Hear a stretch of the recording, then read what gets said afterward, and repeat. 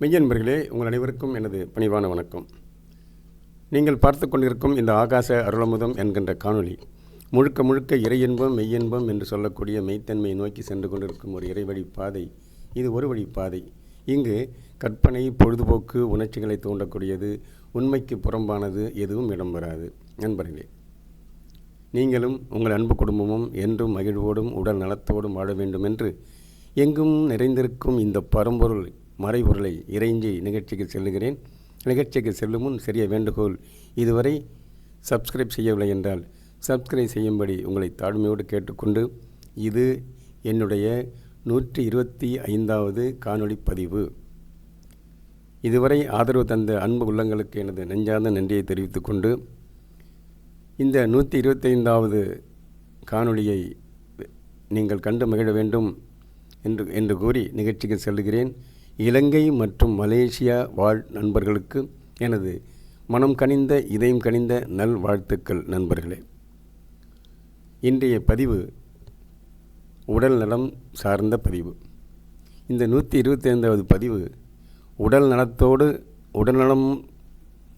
உடல்நலம் நிறைந்து நீங்கள் அனைவரும் மகிழ்வோடு இருக்க வேண்டும் என்ற நோக்கத்திற்காகத்தான் இந்த பதிவு. இந்த பதிவை நாம் இப்பொழுது காண்போம். நண்பர்களே, வள்ளுவர் பெருமான் சொல்லியிருக்கிறார், நோய் நாடி நோய் முதல் நாடி அது தணிக்கும் வாய் நாடி வாய்ப்புச் செயல் என்று கூறியிருக்கிறார். சித்தர் பெருமக்கள் இந்த நோயின் தன்மையை நன்கு ஆராய்ந்து உணர்ந்து அதற்கான மருத்துவத்தை சித்த மருத்துவத்திலே அழகாக அற்புதமாக விளக்கி வந்தார்கள். இந்த சித்த மருத்துவத்திலே சித்தர்கள் கூறிய நோய்த்தன்மை 3 வகையாக பிரிக்கப்படுகிறது. வாத, பித்த, சிலேத்துமம். சரியா? இந்த வாத, பித்த, சிலேத்துமம் தான் நமது உடலை சீராக வைத்திருப்பதும் அல்லது சீர்கட்டு போகச் செய்வதும் இந்த 3 நிலைதான். எனவே இந்த நோயின் தன்மையை உணர்ந்து கொண்டாலே அந்த நோயை நாடி நாம் சென்று அதற்கான வாய் என்பது வழி, அதற்கான வழிவகையை தேடி அதற்கான தீர்வை நாம் காண வேண்டும். இந்த தீர்வை கண்டுவிட்டால் நமக்கு எது கூடியிருக்கிறதோ அல்லது எது குறைந்திருக்கிறதோ அதற்கு ஏற்றாற்போல இந்த உள்செலுத்தப்படும் மருந்து வகையில் உட்கொண்டால் நமக்கு நோய் நீங்கி நீண்ட காலம் வாழலாம். மன ஆரோக்கியத்தோடு உடல் ஆரோக்கியத்தோடு உயிர் நன்கு இயங்கும். இதை நாம் புரிந்து கொள்ள வேண்டும். சரியா? எனவே இந்த உடல், மனம், உயிர் 3ம் ஒழுங்காக சீராக இயங்கினால் மட்டுமே நமது இயக்க ஒழுங்கு என்று சொல்லக்கூடிய ஒழுங்குமுறை ஒழுங்காக இருக்கும். இல்லை என்றால் அது ஒழுங்கு மாறி நிலை தடுமாறி நோய் என்ற நிலையிலே வந்து விடுகிறது. நோய் என்பதற்கு நமக்கு இறைவன் நிறைய வழிகாட்டுகிறான். முதலிலே வலியை கொடுப்பான். அந்த வலி என்ன என்பதை நாம் புரிந்து கொள்ள வேண்டும். அந்த வலியை புரிந்து கொள்ளாவிட்டால், அதை நாம் உணர்ந்து கொள்ளாவிட்டால் அடுத்து நோயாக மாறிவிடுகிறது. அந்த நோய்க்கும் 2வது கட்டம் அது. அந்த நோய்க்கு நாம் சரியான முறையில் மருத்துவம் பார்க்காவிட்டால் 3வது நிலையாக நித்தியமாக மரணம் என்கிற நிலை வந்து விடுகிறது. இதுதான் வலி, நோய், மரணம். இதை புரிந்து கொள்ள வேண்டும். இந்த வாத, பித்த, சிலேத்துமம் என்பதற்கான அறிகுறிகள் என்ன? இந்த அறிகுறியை நாம் புரிந்து கொண்டால் நமது உடல்நிலை எப்படி இருக்கிறது என்பதை நாம் தெரிந்து கொண்டு நமக்கு மட்டுமல்ல, நமது குழந்தைகளுக்கோ அல்லது உறவினர்களுக்கோ குடும்ப அங்கத்தினர்களுக்கோ நண்பர்களுக்கோ இவர்களுக்கு ஏதாவது உடல் கோளாறு இந்த 3 அடிப்படையிலே ஏற்பட்டாலே அந்த அறிகுறிகளை புரிந்து கொண்டாலே நோயை தடுத்து விடலாம் அல்லது நோயை நீக்கிக் கொள்ளலாம் மருந்து உட்கொண்டு. சரி, இந்த வாத, பித்த, சிலேத்துமம் எப்படி வருகிறது? வாதம் என்பது என்ன? பித்தம் என்பது என்ன? சிலேத்துமம் என்று சொல்லக்கூடிய கபம் என்பது என்ன? இதை நாம் முதலில் புரிந்து கொள்ள வேண்டும். எல்லாமே ஒரு உடல் இயக்க பஞ்சபூத தத்துவத்திலே அடங்கியிருக்கிறது. வாதம் என்பது காற்று தத்துவம், காற்றின் குறைபாடு மாறுபாடு. பித்தம் என்பது அந்த வெப்ப தத்துவம், வெப்ப தத்துவத்திலே மாறுபாடு குறைபாடு இதற்கு ஏற்ப அங்கே அமைகிறது. சிலேத்துமம் என்பது நீரின் குறைபாடு. அந்த நீரின் குறைபாடு எப்படி ஒழுங்குபடுத்தி கொண்டால் கபநிலை போக்கிவிடும். எனவே இந்த 3க்கும் முக்கியமான காரணம் காற்று நிலைதான். எப்படி என்றால் காற்றிலே நீர் இருக்கிறது. என்ன காற்று தான் அதாவது காற்று தெரியும், ஹைட்ரஜனும் ஆக்சிஜனும் சேர்ந்து தான் நீராகுது. அதே போல் இந்த காற்று தான் நமக்கு சுவாசமாகிறது. இந்த காற்றில் வெப்பம் இருக்கிறது, ஆக்சிஜன் என்று சொல்லக்கூடிய வெப்பநிலை இருக்கிறது. எனவே இந்த காற்று நிலையை நாம் கிட்டத்தட்ட ஒழுங்குபடுத்தி விட்டாலே நமக்கு உடல்நிலை சீராகிவிடும். எப்படி? அதற்குத்தான் பிராணாயாமம் என்று சொல்லக்கூடிய அந்த இயக்க சக்தியை, காற்றின் இயக்க சக்தியை சரிப்படுத்தி வைத்தார்கள். எனவே இந்த காற்றின் இயக்க சக்தி சரியாக இருந்தாலே மற்ற நிலைகள் ஒழுங்காக அமைந்துவிடும் என்பதுதான் சித்தர் பெருமக்கள் கண்ட ஒரு வழிமுறை. அதற்குத்தான் தவம், தியானம் என்று சொல்லக்கூடிய இயக்க நிலை, அந்த ஒழுங்கு நிலை அமைக்கப்பட்டது. எனவே இந்த நிலையை நாம் உணர்ந்து கொண்டு தவநிலை, பிராணாயாமம் என்று சொல்லக்கூடிய நிலையை நாம் மேற்கொண்டாலே நமக்கு நோய் அற்ற தன்மை வந்துவிடும். சரி, இதற்கான அறிகுறிகளை நாம் இப்பொழுது புரிந்து கொள்ள வேண்டும். என்ன அறிகுறி என்பதை இப்பொழுது சற்று சிறிய அளவில் பார்ப்போம். இது விரித்து சொன்னால் நமக்கு நேரம் அதிகமாக கடந்துவிடும். எனவே சுருக்கி சொல்கிறேன். வாத நிலையின் உடல் எப்படி இருக்கும்? வாத நிலையின் உடல் சூடாக இருக்கும், எப்பொழுதும் சூடாக இருக்கும். பித்த நிலை, முதல்ல வாத பித்த சிலைத்தும் என்னன்னு சொல்லிட்டேன் இல்லையா? வாதம் என்பது காற்று, காற்றின் குறைபாடு. பித்தம் என்பது என்ன? சூட்டின் குறைபாடு, வெப்பத்தின் குறைபாடு. கபம் என்பது நீர்த்தன்மை இருக்கு இல்லையா? நீர், அந்த நீர்த்தன்மையுடைய குறைபாடு, மாறுபாடு. அந்த கபம் மட்டும் புரிஞ்சுங்க. கபம் வந்து நமது உடல் வந்து இயற்கையாகவே ஒரு உள்ளுக்குள்ளே பராமரிப்பு வேலை நடந்து கொண்டிருக்கிறது. நமது உடலிலே சேரக்கூடிய அழுக்கு அல்லது தூசுகளை வெளியேற்றுவதற்காக ஒரு நீர்மைப் பொருளை உருவாக்கி அந்த நீர்மைப் பொருள் மூலம் வெளியேற்றப்படும் நிலைதான் மூக்கின் வழியாக, தொண்டையின் வழியாக வெளியேற்றப்படும் அந்த நிலைதான் அங்கே கபநிலை என்று சொல்லப்படுகிறது. இந்த கபநிலையை நாம் புரிந்து கொள்ள வேண்டும். கபம்தான் மிக மிக அதிகமாக நம்ம அனைவரையும் பாதிக்குது.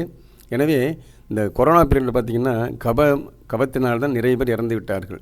இதை புரிந்து கொள்ள வேண்டும். எனவே இந்த மூன்றையும் தவிர்ப்பதற்கு நாம் என்ன செய்ய வேண்டும் என்பது நாம் புரிந்து கொள்ள வேண்டும். வாதத்திற்கு உடல் சூடாக இருக்கும், பித்தத்திற்கு என்ன செய்யும்? அதிக உஷ்ணமாக இருக்கும் உடம்பு.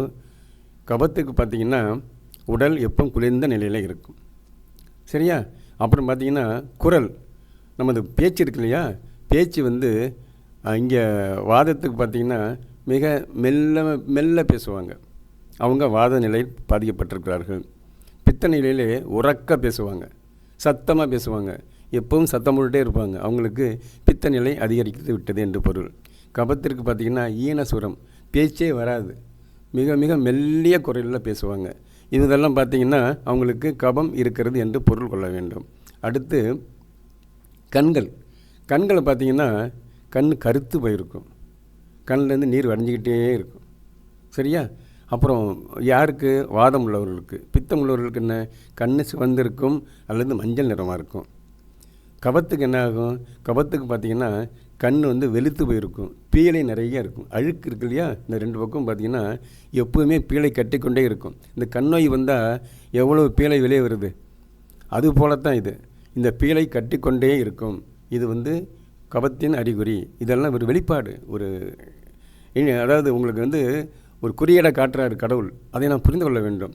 அடுத்து நாக்கு பார்த்திங்கன்னா அந்த வாதம் உள்ளவங்களுக்கு வெடிப்பு அதிகமாக இருக்கும். நாக்கெல்லாம் வெடிச்சிருக்கும், அப்படியே பாலமாக வெடிச்சிருக்கும். அப்புறம் இவங்களுக்கு பித்தத்துக்குள்ளே பார்த்திங்கன்னா என்ன கேட்டிங்கன்னா கருத்து இருக்கும், சிவந்து போயிருக்கும். சிலேத்துமம் என்று சொல்லக்கூடிய கபத்துக்கு வந்து நாக்கு வந்து வெளிரி போய் இருக்கும். சரியா? அப்புறம் சிறுநீரை பார்த்திங்கன்னா இந்த வாதம் உள்ளவங்களுக்கு என்ன செய்யும்? வெள்ளையாக போயிடும். சரியா? வாதம் உள்ளவங்களுக்கு சிறுநீர் எப்படி போகணும்? வெளிர் மஞ்சளாக இருக்கணும். சரியா?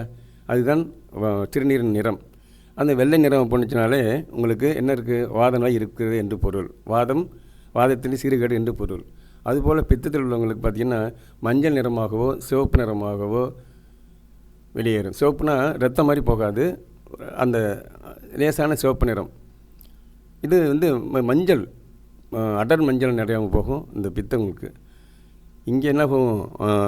கபத்துக்கு நுரை தள்ளி போகும். சரியா? நுரை அதிகமாக இருக்கும்.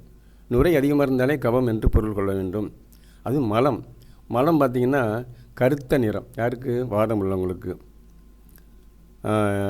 பித்தத்துக்கு பார்த்திங்கன்னா மஞ்சள் நிறம், அதாவது மஞ்சளாகவும் இருக்கும், சிவப்பாகவும் இருக்கும். சரியா? சிவப்பாக கூட இருக்கும். இந்த கபத்துக்குள்ளவங்களுக்கு எப்படி சிறுநீர் நுரையோடு போச்சோ அதே மாதிரி இங்கே நுரை வந்து கொண்டே இருக்கும் மலத்திலேயே.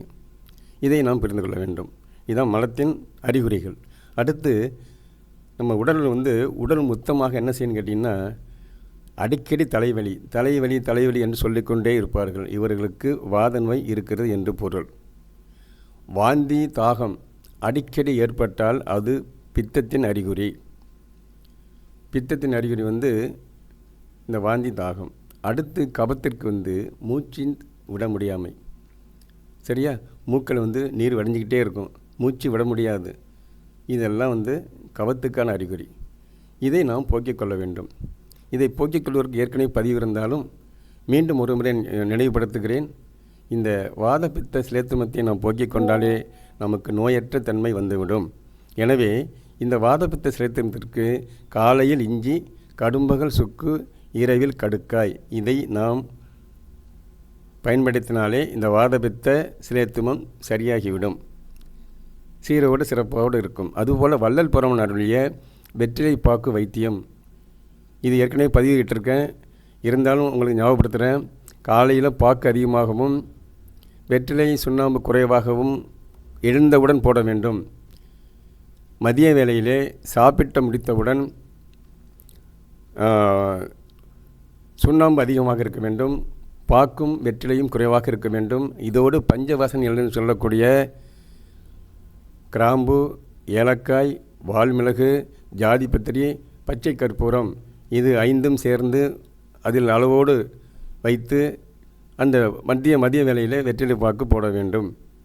இரவிலே வெற்றிலை அதிகமாக, பாக்கும் சுண்ணாம்பும் குறைவாக, பஞ்ச வாசனை சொன்ன இல்லையா, ஏலக்காய், கிராம்பு, வால்மிளகு, பச்சை கற்பூரம், ஜாதிபத்திரி, இது 5ம் சேர்த்து உணவில் சேர்த்து கொண்டால், ஏனென்றால் இதில் 5மே நிறைந்த பிராணசக்தி நிறைய இருக்கிறது.